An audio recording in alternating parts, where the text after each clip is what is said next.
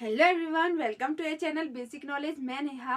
हमने शुरू किया था अधिगम के सिद्धांत के बारे में। तो हमने थॉर्नडाइक के सिद्धांत पढ़ लिए थे और साथ ही साथ उसके नियम भी कर लिए थे। और साथ ही हमने पिछले वीडियो में पावलोव का सिद्धांत भी कर लिया था, जिसका नाम था शास्त्रीय अनुबंधन का सिद्धांत। आज हम करने जा रहे हैं बीएफ स्किनर का सिद्धांत, जिसका नाम है क्रिया प्रसूत अनुबंधन का सिद्धांत। ठीक है, इसे हम आर टाइप थ्योरी भी कहते हैं। ठीक है, और इसके बहुत सारे नाम हैं, मैंने यहाँ पे मेंशन किए हैं। इसमें हमारा साधनात्मक अनुबंधन, उत्सर्जित अनुबंधन, नैभित्तिक अनुबंधन, सक्रिय अनुबंधन, कार्यात्मक अनुबंधन, कार्यात्मक प्रतिबंधता बद्धता सिद्धांत। ठीक है, और इसको इंग्लिश में ऑपरेट कंडीशनिंग थ्योरी भी कहते हैं। ठीक है, यानी R type theory. R type, यहाँ पे आर का मतलब क्या है? Response theory. ठीक है, रिस्पॉन्स थ्योरी कहते हैं इसको। तो क्योंकि रिस्पॉन्स थ्योरी क्यों कहते हैं? क्योंकि इसने रिस्पॉन्स पर बल दिया था, यानी अनुक्रिया पर बल दिया था। ठीक है, तो शुरू करते हैं आज का ये वीडियो।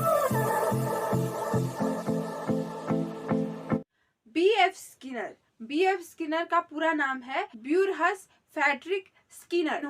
इन्होंने थॉर्नडाइक का नियम पढ़ा, साथ ही साथ इन्होंने पावलोव का भी अधिगम का सिद्धांत पढ़ा। तो उसके बाद उसने इसके अध्ययन से उन्होंने एक बात उनके दिमाग में आई, एक विचारधारा आई। तो उन्होंने दो प्रयोग किए। ठीक है, उन्होंने दो प्रयोग किए। पहला तो उन्होंने चूहे पर किया। ठीक है, पहला प्रयोग उनका चूहे पर किया गया था और दूसरा प्रयोग था उनका कबूतर पर। ठीक है, तो उन्होंने सबसे पहले चूहे पर प्रयोग किया। उन्होंने क्या किया, उन्होंने एक ऐसा उपकरण तैयार किया जिसमें कि एक लीवर लगा हुआ था। ठीक है, इस एक लीवर लगा हुआ था और उस लीवर के दबते ही क्या आता था? प्लेट पर खाना आ जाता था। ठीक है, भोजन आ जाता था। तो उसने क्या किया, स्किनर ने क्या किया, उसमें भूखे चूहे को डाला और उसके बाद जैसे ही भूखे चूहे को उसने डाला उसके अंदर, तो वह उछल कूद करने लगा। ठीक है, उछल कूद करने लगा, यानी कि वह अपना भोजन ढूंढना शुरू कर दिया उसने।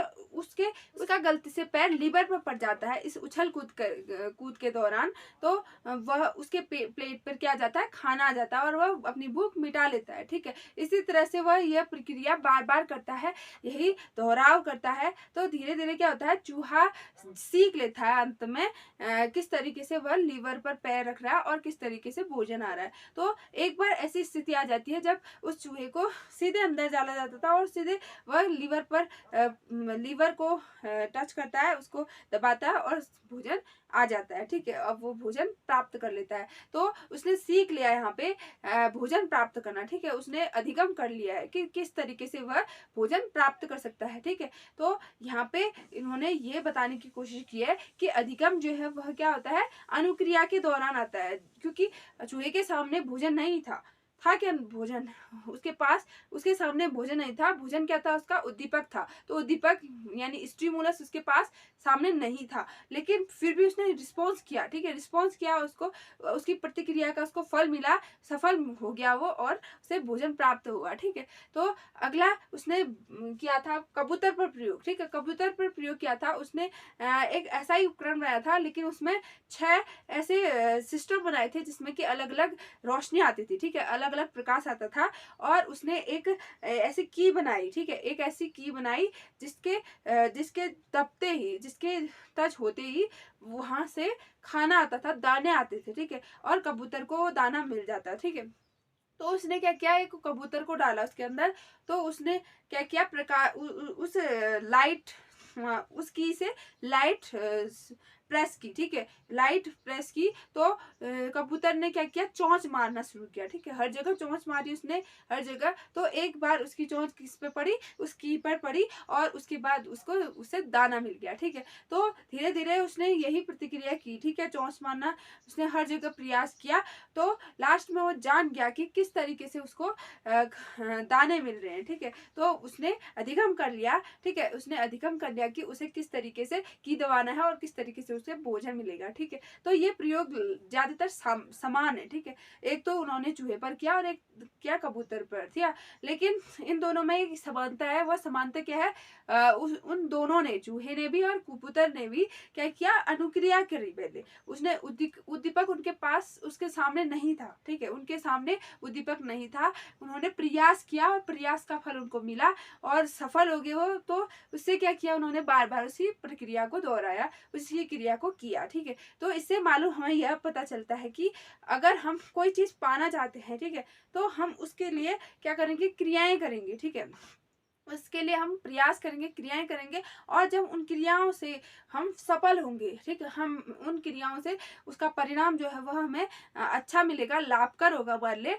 तो वह ही क्रिया हमें बार बार करेंगे। ठीक है, वह क्रिया हमें बार बार करने की इच्छा होगी और उससे हम स्थायी अधिगम करेंगे, वह अधिगम हमें हमेशा के लिए याद रहेगा। ठीक है, इस तरीके से स्किनर का ये दोनों सिद्धांत, ये दोनों प्रयोग सामने आते हैं उनके इस थ्योरी में। ठीक है, अब हम बात कर लेते हैं कि इस सिद्धांत के अंतर्गत क्या है। ठीक है, क्या चीज है, क्या बताना चाहता है स्किनर हमको। ठीक है, सबसे पहले क्रिया करने के लिए किसी उद्दीपक का होना जरूरी नहीं है। ये बात मैंने आपको बता दी कि कोई भी क्रिया करने के लिए, ठीक है, कोई भी काम करने के लिए हमें जरूरी नहीं उद्देश्य की, ठीक है, हमें जरूरी नहीं उद्दीपक की, स्टिमुलस की हमें कोई आवश्यकता नहीं है, इसमें ऐसा कह रहा है। ठीक है, उसके बाद अगला है, क्रिया के द्वारा सफलता मिलने पर पुनर्बल मिलता है। ठीक है, ये बात सही है। जैसे वह चूहा और कबूतर क्या कर रहे थे, अनुक्रिया कर रहे थे, यानी वह एक्टिविटी कर रहे थे और उनको खाना मिल रहा था उससे। ठीक है, उनको खाना मिल रहा था तो उनकी क्या हो रही थी, उनको खुशी हो रही थी और वह क्रिया बार बार कर रहे थे। ठीक है, बार बार वही क्रिया कर रहे थे, उस पर लीवर पर अपनी उस लीवर को दबा रहे थे। ठीक है, इस तरीके से उनको खाना प्राप्त हो रहा था। ठीक है, तो यहाँ पे उनकी ये सफलता, जो उनको सफलता मिल रही थी, उससे क्या मिल रहा था उनको, पुनर्बलन। ठीक है, पुनर्बलन क्या होता है, किसी कार्य को करने के लिए जो हमें उत्सुकता होती है, ठीक है, उस कार्य को हम करने के लिए उत्सुक होते हैं, उसी को क्या कहते हैं, पुनर्बलन कहते हैं। तो इससे उनको क्या मिल रहा है, पुनर्बलन मिल रहा है इस कार्य को करने से। ठीक है, क्योंकि उनको सफलता मिल रही है, उनको खाना मिला, उनका उद्देश्य पूरा हो रहा है, इसलिए वह यह क्रिया बार बार कर रहे हैं। ठीक है, अगला है, पुनर्बलन से सीखने की क्रिया तीव्र होती है। हाँ, जाहिर सी बात है, पुनर्बलन मिल रहा है उनको। ठीक है, तो वह क्या कर रहे हैं, बार बार वो क्रिया कर रहे हैं, तेजी आ रही है उस क्रिया में, क्योंकि वह क्रिया वह बार बार लीवर पर बार बार वो मारने की कोशिश कर रहे हैं, ताकि उनको भोजन मिल रहा है, उनको खाना मिल रहा है। ठीक है, उसी तरह से अगला है, क्रिया व पुनर्बलन से होने वाला अनुबंधन ही अधिगम है। यहाँ पे क्या कह रहा है, क्रिया और पुनर्बलन से, ठीक है, क्रिया किया, उन्होंने काम किया और उससे उनको पुनर्बलन मिला। ठीक है, उनसे क्या हुआ, उनका बॉन्डिंग हुई। ठीक है, उस क्रिया से उनकी बॉन्डिंग हुई। ठीक है, कि मैं अगर लीवर पर पैर मारता हूँ, ठीक है, लीवर को दबाता हूँ, तो उससे मुझे खाना मिल जाएगा। ठीक है, तो इससे उनका एक बॉन्डिंग हो गया। ठीक है, उससे, उस क्रिया से करने से उसका बॉन्डिंग हो गया पुनर्बलन का, तो उसी को क्या कहते हैं, हम अधिगम कहते हैं। यहाँ पे क्या कह रहा है, उसी को सीखना कहते हैं, उसी को अधिगम कहते हैं। अगला है, सभी प्राणी अक्सर इसी प्रकार सीखते हैं। इसमें कह रहा है कि प्रत्येक लोग, ठीक है, हर कोई लोग इसी तरीके से सीखते हैं। जैसे फॉर एग्जाम्पल आपसे कहें हम, मान लो आपको कोई एग्जाम क्लियर करना है, ठीक है, कोई एग्जाम क्लियर करना है, तो आप उसके लिए क्या करोगे, पढ़ाई करोगे। ठीक है, पढ़ाई करोगे, अगर उससे आपका मान लो रिटर्न क्वालिफाई हो जाता है, ठीक है, उस पढ़ाई से, उस प्रयास से आपका रिटर्न क्वालिफाई हो जाता है, तो आपको क्या मिली, पुनर्बलन मिला। ठीक है, आपको रीइंफोर्समेंट मिला। ठीक है, और तो क्या करोगे, आप उस क्रिया को बार बार करोगे, जैसे जिस तरीके से आप पढ़ रहे हो, जिस तरीके से, उस तरीके से ही आप क्या करोगे, बार बार पढ़ाई करोगे। ठीक है, ताकि आप क्वालिफाई कर पाओ हर एग्जाम। ठीक है, तो इस तरीके से कह रहा है कि इसी तरीके से अक्सर लोग सीखते हैं। ठीक है, तो इससे आप सीख रहे हो कि नहीं, आप सीख रहे हो, बहुत कुछ सीख रहे हो। ठीक है, एग्जाम क्वालिफाई कर रहे हो, अपना उद्देश्य प्राप्त कर रहे हो। ठीक है, तो इस तरीके से ये हमारा जो क्रिया प्रसूत का सिद्धांत है वह यहाँ पे समाप्त होता है। देखिए, क्रिया प्रसूत अनुबंधन सिद्धांत, अब ये नाम क्यों इस तरीके का नाम है। देखिए, क्रिया सिद्धांत में क्रिया की बात हो रही है, रिस्पॉन्स की बात हो रही है। ठीक है, और प्रसूत अनुबंधन सिद्धांत, अनुबंधन, उसके साथ बॉन्डिंग। ठीक है, क्रिया का बॉन्डिंग किसके साथ, उस उस उद्दीपक के साथ, ठीक है, उस स्टिमुलस के साथ क्या हो रहा है, बॉन्डिंग हो रही है, ठीक है, और किस प्रकार हो रही है, क्रिया करके हो रही है, ठीक है। तो इसीलिए इसको क्रिया प्रसूत अनुबंधन का सिद्धांत कहते हैं, ठीक है। अब आपको आई होप यहाँ तक अच्छे से समझ में आया होगा। अब हम बात करते हैं इसके मेन मोटिव की, जिसका नाम है पुनर्बलन। पुनर्बलन क्या होता है, देखिए, पुनर्बलन को इंग्लिश में कहते हैं रीइंफोर्समेंट, ठीक है, रीइंफोर्समेंट। पुनर्बलन को इंग्लिश में कहते हैं रीइंफोर्समेंट, ठीक है, रीइंफोर्समेंट।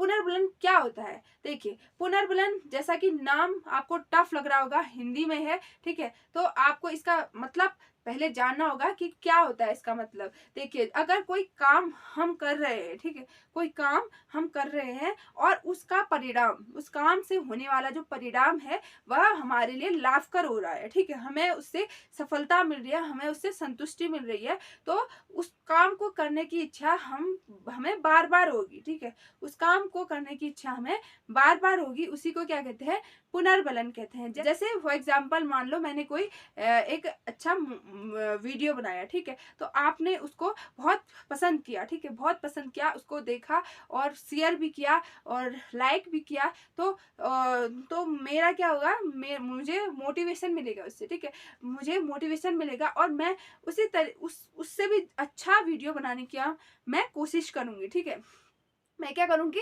उससे भी अच्छा वीडियो बनाने की कोशिश करूंगी। अगर आपने मेरे वीडियो को देखकर लाइक शेयर सब्सक्राइब किया, ठीक है, तो उससे मेरे को क्या होगा, मोटिवेशन मिलेगा और मैं उसी तरीके का और भी अच्छा वीडियो लाने की कोशिश करूंगी। तो इसी को क्या कहते हैं, पुनर्बलन कहते हैं, ठीक है। मैंने क्या किया, उस क्रिया को और दोबारा किया, ठीक है, उसी क्रिया को जिस तरीके से मैंने वो वीडियो बनाया उसी तरीके से मैंने और अच्छे वीडियो बनाए, ठीक है, उसी तरीके से, तो इससे क्या हुआ, वह क्रिया मैंने बार बार की, तो यही क्या है, पुनर्बलन है, ठीक है। तो पुनर्बलन, अब पुनर्बलन का कॉन्सेप्ट आपको समझ में आया। आप जानते हैं कि पुनर्बलन आखिर निकला कैसे, यह नाम जो है वह निकला कैसे। देखिए, पुनर्बलन जो है, नाम जो है, शब्द जो है, वह कौन लाए थे, थॉर्नडाइक लाए थे, ठीक है, सबसे पहले थॉर्नडाइक क्या लेकर आए थे, पुनर्बलन शब्द को, ठीक है। उसके बाद क्या हुआ, उसके बाद स्किनर ने इसका कॉन्सेप्ट दिया, इसकी धारणा को स्पष्ट किया, ठीक है, इसकी धारणा को हमारे सामने लेकर आया कौन, स्किनर, ठीक है, BF स्किनर, जिसके बारे में हम यहाँ पे सिद्धांत पढ़ रहे हैं। फिर लेकिन जो आपने पढ़ा होगा पुनर्बलन थ्योरी, पुनर्बलन का सिद्धांत, लेकिन पुनर्बलन का सिद्धांत जो लेकर आए वह कौन थे, CL हल, ठीक है, क्लार्क हल, वह थे क्लार्क हल, जिन्होंने पुनर्बलन का सिद्धांत हमारे सामने लेकर आए, जो कि अधिगम का सिद्धांत है, ठीक है। तो जो पुनर्बलन का सिद्धांत है वह किसने दिया, CL हल ने, ठीक है। इसके कॉन्सेप्ट के बारे में बात की स्किनर ने और इस शब्द को लेकर आए थॉर्नडाइक, ठीक है। पुनर्बलन के बारे में आपको अच्छे से समझ में आ गया। अब हम बात करते हैं, पुनर्बलन भी दो टाइप के होते हैं, दो तरीके के होते हैं, एक होता है पॉजिटिव और एक होता है नेगेटिव। पॉजिटिव यानी कि धनात्मक और नेगेटिव यानी कि ऋणात्मक पुनर्बलन, ठीक है। अब इनमें धनात्मक में तो कोई कंफ्यूजन ज्यादा नहीं रहता है, लेकिन ऋणात्मक, जो ऋणात्मक होता है यानी नेगेटिव, उसमें ज्यादातर लोगों को क्या होती है, कंफ्यूजन होती है।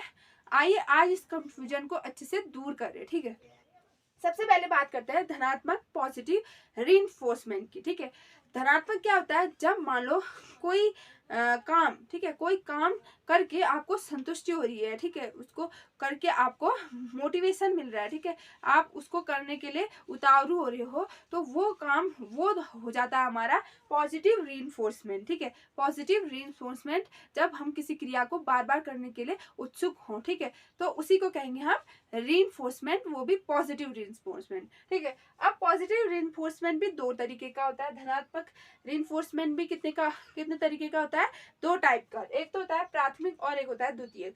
प्राथमिक पुनर्बलन क्या होता है, प्राथमिक पुनर्बलन सहज क्रिया से रिलेटेड होता है, ठीक है, यानी कि जो हमारी जन्मजात क्रियाएं हैं, ठीक है, उनसे रिलेटेड होता है प्राथमिक पुनर्बलन। जैसे मान लो आपको भूख लग रही है, ठीक है, आपको भूख लग रही है, तो आप क्या मांगोगे, खाना मांगोगे, खाना ढूंढोगे, खाना बनाओगे, खाना खाओगे, अपनी संतुष्टि पूरी करोगे। तो ये खाना ढूंढने वाली क्रिया, ठीक है, ये क्या है, ये होगी हमारी प्राथमिक क्रिया। उसी तरह आपको नींद लग रही है, ठीक है, आपको नींद लग रही है तो आप क्या करोगे, सोओगे, ठीक है, अपनी नींद पूरी करोगे। तो जो ये सोना है, ठीक है, जो क्रिया आप कर रहे हो वह क्या है, वह प्राथमिक पुनर्बलन है, ठीक है, वह प्राथमिक पुनर्बलन है।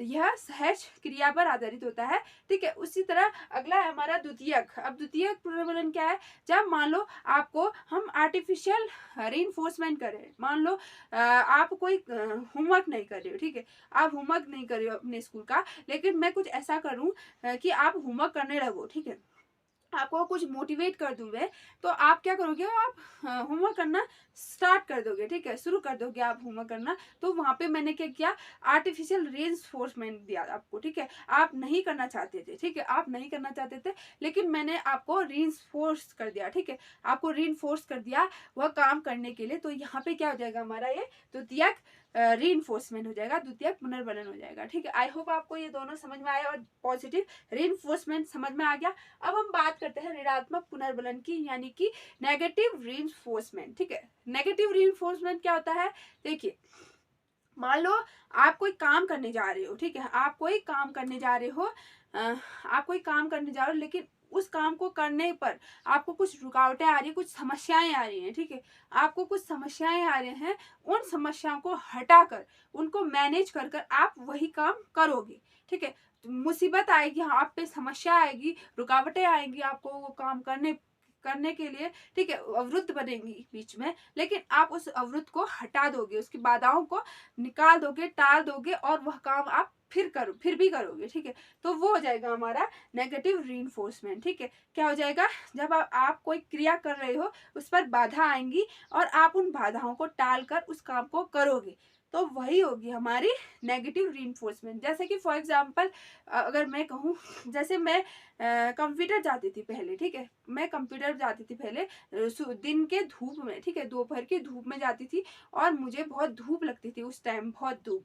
तो लेकिन मुझे जाना तो था कंप्यूटर, ठीक है, कंप्यूटर जाना था मुझे, कंप्यूटर क्लासेस। तो मैं क्या करती थी, मैं छाता लेकर जाती थी साथ में, ठीक है, ताकि मुझे धूप ना लगे। तो मैं उन बाधाओं को क्या कर रही हूँ, टाल रही हूँ, ठीक है, उनको दूर कर रही हूँ और अपना मोटिव पूरा कर रही हूँ। मैं क्लासेस जा रही हूँ, ठीक है, वहां पढ़ाई करने के लिए जा रही हूँ। तो मैंने क्या किया, वो बाधाओं को हटा दिया, उन बाधाओं को हटा दिया, किसके थ्रू, छाता के थ्रू, ठीक है, और मैंने वो काम किया। तो वह क्रिया मैंने की, उसी को क्या कहेंगे हम, ऋणात्मक पुनर्बलन, ठीक है। आई होप आपको ये समझ में आए होंगे। अब हम अगली और बढ़ते हैं। अब हम बात करेंगे, स्किनर ने पुनर्बलन को एक अनुसूची में प्रस्तुत किया, यानी स्किनर ने पुनर्बलन की को एक कैटेगराइज किया, उसे एक सूची में प्रस्तुत किया था हमारे सामने, ठीक है। तो उसमें देखते हैं पुनर्बलन किस तरीके से उसने क्रिटिसाइज, किस तरीके से उसने कैटेगराइज किया था, ठीक है। सबसे पहले हम बात करते हैं सतत या 100% पुनर्बलन। ये क्या होता है, सतत, सतत यानी कि लगातार, ठीक है, कंटिन्यूअसली। अगर मान लो कोई व्यक्ति, कोई टीचर मान लो बार बार क्या कर रहा है, रीइंफोर्स कर रहा है, ठीक है, बार बार हर प्रत्येक क्रिया में, ठीक है, आपने कुछ किया, ठीक है, उसमें आपने उसने रीइंफोर्स कर दिया, फिर अगले क्रिया में आपके रीइंफोर्स कर दिया, ठीक है, दूसरे क्रिया में, तीसरी क्रिया में, ऐसे करके लगातार उसने आपको रीइंफोर्स करते रहा, सतत करते रहा, ठीक है, कंटिन्यूअसली। तो वह रीइंफोर्स क्या हो जाएगा, बोरिंग हो जाएगा, ठीक है। क्योंकि जैसे मान लो कोई टीचर है, ठीक है, उसके सामने उसने एक क्वेश्चन पूछा किसी विद्यार्थी से, तो उसने उसका आंसर बता दिया, तो उसने बोला उसको अच्छा है, अच्छी बात है, गुड, ठीक है। उसके बाद उसने दोबारा क्वेश्चन पूछा और वही दोबारा से रीइंफोर्स कर दिया, ठीक है, बार बार किया, ठीक है। उसी को क्या कहते हैं हम, सतत पुनर्बलन या 100% पुनर्बलन। यह क्या होता है, लगातार होता है, ठीक है। तो अब बात आती है कि ये पुनर्बलन अच्छा हुआ है या बुरा। देखिए, अगर मान लो कोई टीचर आपको बार बार आपको गुड दे रहा है, ठीक है, आपकी राइटिंग में हर बार गुड दे रहा है, ठीक है, बार बार हर पेज में गुड दे रहा है, गुड देते जा रहा है, तो आपको वो अच्छा लगेगा, आप उसके लिए एकदम मतलब वो नहीं करोगे कि मुझे गुड मिला है, वाओ, इस तरीके से आप करना ही छोड़ दोगे, ठीक है। क्योंकि आपको पता चल जाएगा कि बार बार रीइंफोर्स हो रहा है, बार बार आप इसके लिए कोई क्रेजी, कोई पागलपन नहीं दिखाओगे, ठीक है। अगर मान लो कोई टीचर है, वह बहुत दिनों बाद आपको गुड देगा, कितने आधी कॉपी में आपको गुड देगा, ठीक है, इस तरीके से आपको गुड देगा। या कोई टीचर आपको बहुत टाइम बाद अच्छा बोलेगा, ठीक है, कभी कभी आपको अच्छा बोलेगा, तो आप उसके लिए क्या होगे, आप सोचोगे कि हाँ आज मुझे गुड दिया या आज मुझे अच्छा कहा, ठीक है। इस तरीके से आप उसके उस रीइंफोर्स के लिए क्या होगे, क्रेजी होगे और आपका इफेक्ट पड़ेगा उस पर, ठीक है, उस रीइंफोर्स का आप पर इफेक्ट पड़ेगा। लेकिन पहले वाले इसमें सतत में कोई इफेक्ट नहीं पड़ेगा। अगला है आंशिक पुनर्बलन। आंशिक पुनर्बलन क्या होता है, जब मान लो कभी कभार ही रीइंफोर्स किया जाए, पुनर्बलन कभी कभी दिया जाएगा, हमेशा लगातार न देकर हम कभी कभी दें, तो उसी को बोलेंगे आंशिक पुनर्बलन। जैसे कि मान लो कोई टीचर, ठीक है, कभी कभार ही किसी स्टूडेंट को अच्छा कहे, ठीक है, कभी कभार ही उसको शाबाश कहे, ठीक है, लेकिन उसी को क्या कहेंगे हम, आंशिक पुनर्बलन कहेंगे, ठीक है, जो कि थोड़े थोड़े टाइम बाद मिलता है, ठीक है, बहुत टाइम बाद मिलता है, उसको ही बोलेंगे हम आंशिक पुनर्बलन, ठीक है। अब देखते हैं कि सतत पुनर्बलन अच्छा हुआ है आंशिक पुनर्बलन। देखिए सतत पुनर्बलन जो होता है वह आंशिक पुनर्बलन से कम होता है, यानी उसकी वैल्यू कम होती है। अब अगला है हमारा निश्चित अनुपात पुनर्बलन। निश्चित अनुपात पुनर्बलन, अब ये क्या होता है, अनुपात मतलब होता है दर, ठीक है, दर यानी थोड़े थोड़े टाइम बाद रीइंफोर्स करना, ठीक है, थोड़े थोड़े टाइम बाद रीइंफोर्स करना ही हमारा निश्चित अनुपात पुनर्बलन कहलाता है। जैसे कि मान लो निश्चित दर में, यानी मान लो जो किसी स्टूडेंट ने लगभग अच्छी क्रियाएं, मान लो 5 क्वेश्चन अच्छे दे दिए, ठीक है, सही जवाब दे दिए, 5 सही जवाब दे दिया, उसके बाद उसको रीइंफोर्स किया गया, फिर उसके बाद 5 क्रियाएं, 5 प्रश्न और उसने अच्छे दिए और उसको रीइंफोर्स दिया, ठीक है, फिर 10 क्रियाएं उसने और अच्छी की और उसको रीइंफोर्स, इस तरीके से एक दर बनी होती है, ठीक है, एक दर के अनुसार उसको रीइंफोर्स किया जाता है, तो उसी को कहते हैं हम निश्चित अनुपात पुनर्बलन, ठीक है। निश्चित, अब निश्चित तो होता है, अनिश्चित भी होता है, ठीक है। अनिश्चित अनुपात पुनर्बलन ये भी होता है। ये क्या होता है, निश्चित में क्या था, निश्चित में कभी कभार, निश्चित में क्या था, निश्चित में एक फिक्स टाइम था, ठीक है, फिक्स टाइम, जैसे 5 क्रियाएं की उसके बाद रीइंफोर्स किया, ठीक है, फिर 5 क्रियाएं की फिर रीइंफोर्स किया, इस तरीके से हमारा एक निश्चित अनुपात था, निश्चित क्रम था, ठीक है। लेकिन अनिश्चित अनुपात में पहले मान लो 2 क्रियाओं में कर दिया रीइंफोर्स, ठीक है, फिर 6 क्रियाओं में किया, उसके बाद फिर 10 क्रियाओं में किया, इस तरीके से कोई फिक्स नहीं होता, उसी को कहते हैं हम अनिश्चित अनुपात पुनर्बलन, ठीक है। आई होप आपको समझ आया, एक बार दोबारा से समझ लो। निश्चित जो होता है वह समान दर पर किया जाता है, ठीक है, समान दर पर दिया जाता है, जबकि अनिश्चित जो है वह असमान दर पर, यानी कि उसका कोई टाइम फिक्स नहीं होता है, ठीक है, वो फिक्स होता है जबकि वो फिक्स नहीं होता, ठीक है।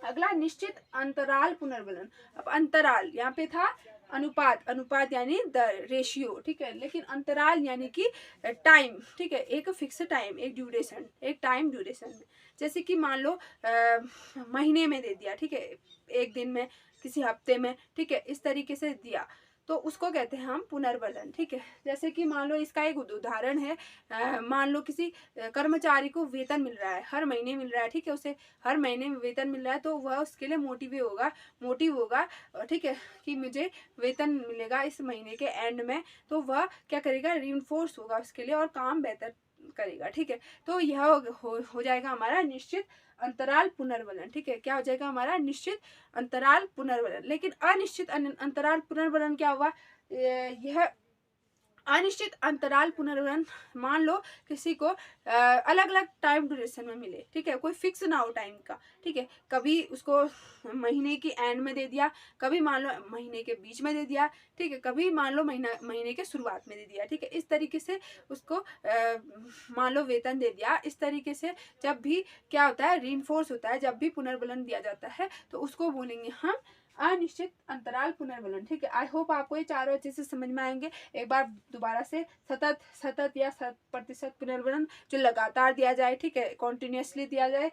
आंशिक पुनर्बलन जो कभी कभार ही दिया जाए, ठीक है, कभी कभार दिया जाए, हर बार ना दे के कभी कभार दिया जाए, ठीक है, उसको बोलेंगे निश्चित अनुपात पर पुनर्बलन, जब कोई निश्चित दर पर, निश्चित क्रिया पर, ठीक है, मान लो 5 क्रिया की, 10 क्रिया की, इस तरीके से निश्चित अनुपात पर दिया जाए, उसको निश्चित अनुपातिक पुनर्बलन कहते हैं। अनिश्चित अनुपातिक पुनर्बलन जब हमें निश्चित दर पर नहीं दिया जाए, कभी 2 क्रियाओं में कर दिया, कभी 5, कभी इस तरीके से कोई फिक्स ना हो, तो उसको बोलेंगे अनिश्चित अनुपात पुनर्बलन। ठीक है, अगला है हमारा निश्चित अंतराल पुनर्बलन। यह क्या है, यह किसी निश्चित टाइम पर दिया, ठीक है, फिक्स टाइम पर दिया, जैसे कि महीने के एंड में आपको क्या मिलती है, सैलरी मिलती है, तो यह हो जाएगा हमारा निश्चित पुनर्बलन। लेकिन किसी किसी को क्या होता है, महीनों महीनों तक सैलरी नहीं मिलती है, ठीक है, या कभी कभार मिल जाती है, कभी कभार इकट्ठा ही मिल जाती है, कभी कभार मिलती नहीं है, ठीक है। इस तरीके से जो होता है वो उसको क्या कहते हैं, अनिश्चित अंतराल पुनर्बलन। आई होप आपको ये अच्छे से समझ में आएगा। अब हम बात करते हैं विशेषता की। स्किनर के सिद्धांत की विशेषता क्या है, ठीक है। देखिए, सबसे पहला है अनुक्रिया पर आधारित, यानी अनुक्रिया पर अधिक बल देना। जैसा कि मैंने आपको बताया था, रिस्पांस पर ज्यादा बल देता है, अनुक्रिया पर ज्यादा बल देता है स्किनर की थ्योरी, ठीक है। स्किनर की थ्योरी कहती है कि क्रिया करनी चाहिए, ठीक है, क्रिया करनी चाहिए, बिना उद्देश्य के भी हम क्या पा सकते हैं, उस उद्देश्य को पा सकते हैं, ठीक है, ऐसा कहता है। अगला है सीखना अधिक स्थायी। इस सिद्धांत के अनुसार सीखना जो होता है, अधिगम जो होता है, वह स्थायी बना रहता है, इस तरीके से अगर सीखा जाए तो, ठीक है। क्रिया से अधिक क्रिया के परिणाम को महत्व। क्रिया तो कर रहा है लेकिन उससे कोई फायदा नहीं है, गलत क्रिया कर रहा है तो उससे कोई फायदा होगा नहीं, ठीक है। लेकिन जो अच्छी क्रिया कर रहा है उससे जो परिणाम उसके हो रहे हैं, उसका रिजल्ट जो निकल रहा है, ठीक है, उसका जो रिजल्ट निकला है, यानी उसका उद्देश्य जो पूरा हो रहा है उस क्रिया करने से, तो उसी पर क्या उसका महत्व है, ठीक है। उसका महत्व क्या है, वह वो क्रिया कर रहा है, उससे जो उसको संतुष्टि मिल रही है, जो उसका उद्देश्य पूरा हो रहा है, वह क्या हमारा उसी को महत्व देता है, ठीक है। अगला है हमारा पुनर्बलन। पुनर्बलन यानी रीइंफोर्समेंट, इसको ज्यादा बल दिया है, ठीक है, इसको ज्यादा बल दिया है, इसका महत्व दिया है स्किनर के सिद्धांत में, ठीक है। ये इसकी विशेषता है। सीखने की क्रिया में अभ्यास जरूरी है, किसी को सीखना है तो, ठीक है, इसने अभ्यास के को बल दिया है, यानी कि प्रैक्टिस अगर करेगा आदमी तो बेहतर सीखेगा, ठीक है, ऐसा कहा है।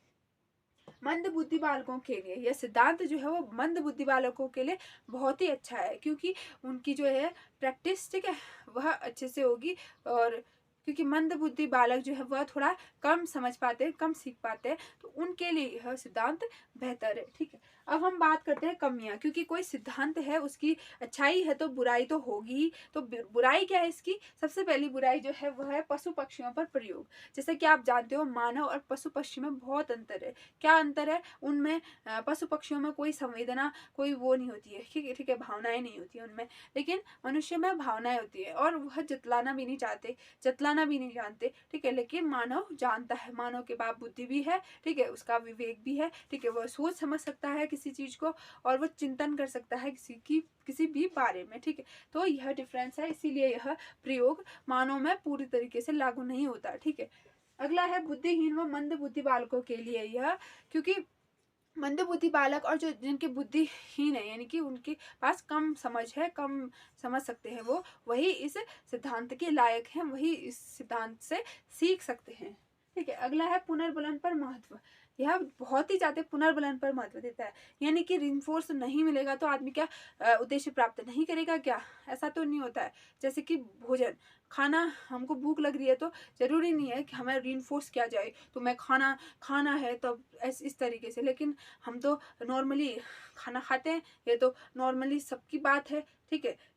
भूख लगी है तो खाना तो जरूरी है, वो खाएगा ही खाएगा, चाहे रिइंफोर्स मिले या ना मिले, ठीक है। इसी का महत्व नहीं है पुनर्बलन, इसके अलावा भी हम कर सकते हैं उद्देश्य की प्राप्ति के लिए प्रयास, ठीक है।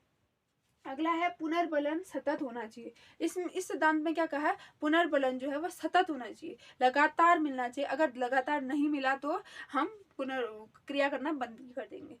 क्या कहा है इसमें, पुनर्बलन लगातार मिलना चाहिए, अगर रुक गया पुनर्बलन मिलना तो हम उस क्रिया को वहीं पे समाप्त कर देंगे या बंद कर देंगे। हम हमारे सीखने की जो प्रक्रिया है वह मंद पड़ जाएगी, धीमी पड़ जाएगी, ऐसा कहा है इसमें। लेकिन ऐसा तो नहीं होता।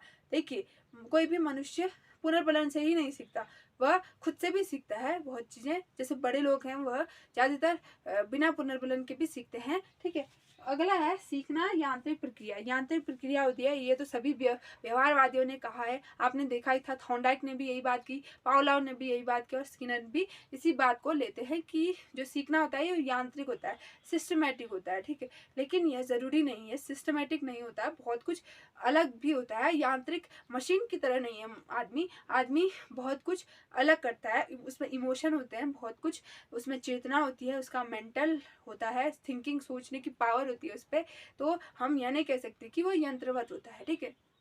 आई होप आपको ये विशेषता और कमियां अच्छे से समझ में आई। अब हम बात करेंगे उपयोगिता की, ठीक है। अब हम बात करेंगे इस सिद्धांत के उपयोगिता के बारे में कि क्या महत्व है इसका, इसकी क्या उपयोगिता है, ठीक है। सबसे पहले बात करते हैं उद्दीपक की जगह प्रेरणा का सीखने में महत्व देना।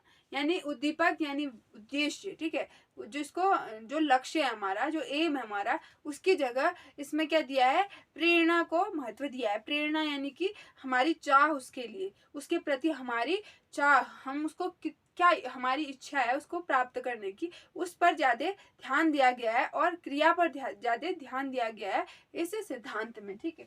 अगला है बच्चों को अभिप्रेरित करने के लिए। यह सिद्धांत जो है वो बच्चों को बहुत अभिप्रेरित करता है, यानी मोटिवेट करता है किसी भी काम को करने के लिए, ठीक है। इसीलिए इसकी उपयोगिता है, ताकि बच्चे जो है वह उस किसी भी अच्छे काम को करने के लिए उत्सुक हों, ठीक है। अगला है हमारा बालकों को पुनर्बलन देने के लिए। बालकों को पुनर्बलन, उनको रीइंफोर्स करने के लिए, जैसे कि उनको उनके अच्छे कार्यों के लिए उनको शाबाशी देना, ठीक है, उनको प्रोत्साहित करना और आगे करने के लिए, उन चीज़ों को अच्छे अच्छे आदतों को डेवलप करने के लिए, ठीक है, उनको प्रोत्साहित करना, उनको पुनर्बलन देने के लिए यह सिद्धांत ज़रूरी है, ठीक है। अगला है हमारा सफलता के लिए क्रियाशील रखने के लिए। अगर हम क्रियाशील रहेंगे, ठीक है, क्रियाशील रहेंगे तो हम क्या करेंगे, सफलता प्राप्त करेंगे। अगर हम बैठे रहेंगे, कुछ नहीं करेंगे, तो हमें सफलता नहीं मिलेगी, ठीक है। ये बात आप पर भी लागू होती है कि अगर आप कुछ पाना चाहते हो तो आपको उसके लिए मेहनत करनी होगी, ठीक है। खाली बैठकर कुछ चीज़ नहीं मिलती, ठीक है। आपको क्या करना होगा, उसको पाने के लिए मेहनत करनी होगी और तब आपको सफलता मिलेगी, ठीक है, ज़रूर मिलेगी। तो यही बात इस सिद्धांत पर लागू होती है। सफलता के लिए क्या ज़रूरी है, क्रिया करना। तो यहाँ पे यही बात कही है। अगला अभिक्रमित अनुदेशन का विकास।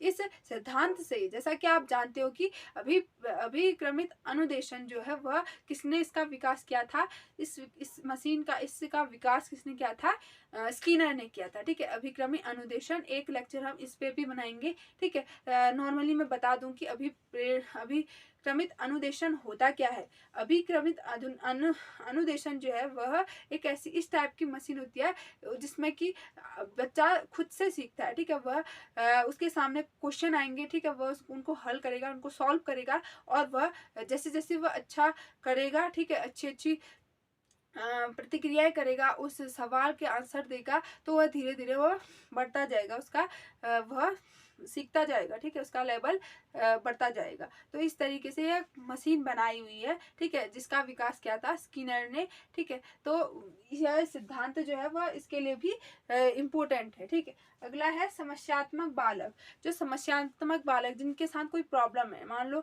कोई बालक जो है वह जिद्दी किस्म का है, ठीक है, या फिर कोई भी प्रॉब्लम हो सकती है उसके साथ, तो उनको भी हम इस तरीके से ठीक कर सकते हैं, उनकी आदतों को हम बदल सकते हैं, ठीक है, उनको रिइंफोर्स करके उनको पुनर्बलित करके, ठीक है। और दूसरा झिझकने वाले बालक, झिझकने वाले जो झिझकते हैं बालक, जो शर्मीले टाइप के बालक हैं। क्लास में बहुत सारे बच्चे ऐसे होते हैं जो किसी, मान लो कोई टीचर उनसे कोई सवाल पूछते और वह उसका आंसर नहीं देते, ठीक है, वह दे पाएंगे लेकिन फिर भी नहीं देंगे क्योंकि वह शर्मीले हैं, वह झिझकते हैं बोलने के लिए। तो उनको भी पुनर्बलन से उनको क्या किया जा सकता है, मोटिवेट किया जा सकता है। और उनको, जैसे मान लो कोई टीचर है, सामने उसके बच्चे बैठे हैं, ठीक है, उनमें से एक शर्मीला बच्चा भी है और एक अच्छा बच्चा भी है, ठीक है, जो आंसर देता हो। तो अगर जिसने आंसर दिया उसको आपने शाबाश बोल दिया, बहुत अच्छा, तुमने बहुत मेहनत करी है, इस तरीके से बोल दिया, तो जो झिझकने वाला बच्चा है, ठीक है, वो भी फ्रेंडली होगा उससे, ठीक है, उस टीचर से,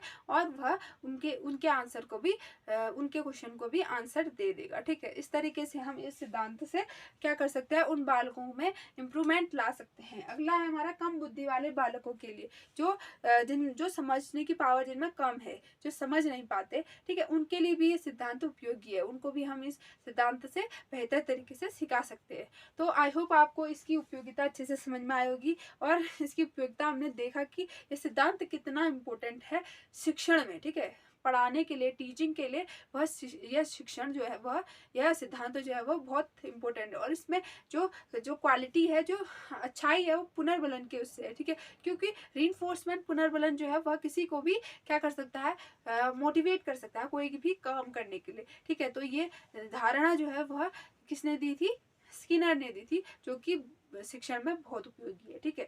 आई होप आपको ये सिद्धांत अच्छे से समझ में आए होंगे, और ये वीडियो भी पसंद आया होगा।